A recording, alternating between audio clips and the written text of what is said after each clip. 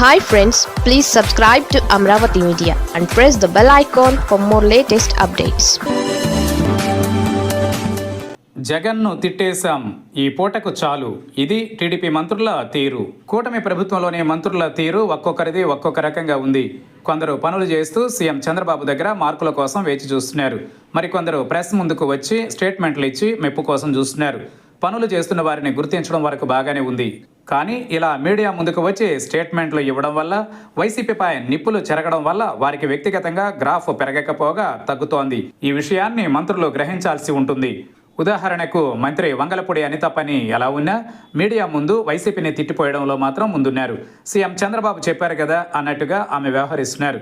కానీ చంద్రబాబు చెప్పింది ప్రస్తుత ప్రభుత్వం చేస్తున్న మంచి పనులకు, గత వైసీపీ హయాంలో జరిగిన పనులకు పోలిక పెట్టి వాటిని ప్రజల్లోకి తీసుకువెళ్లాలని ఈ విషయాన్ని మంత్రి అనిత అర్థం చేసుకోవడంలో ఎక్కడో తడబడినట్టుగా ఉన్నారు.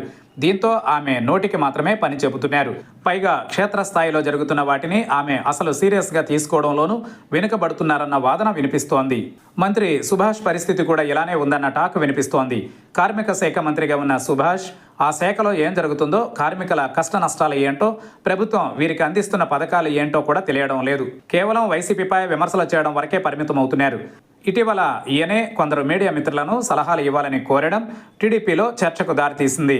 మంత్రిగా ఆయన దూకుడుగా ఉండడం తప్పు కాదు, కానీ ప్రజల మధ్యకు వెళ్లడంలో మైనస్ అవుతున్నారు.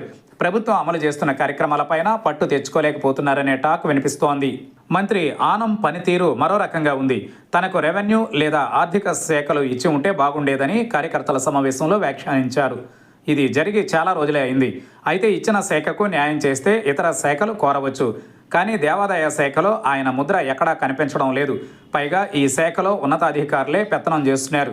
పెద్ద ఎత్తున అవినీతి జరుగుతున్న శాఖ కూడా ఇదేనన్న చర్చ పార్టీ వర్గాల్లోనూ ఉంది.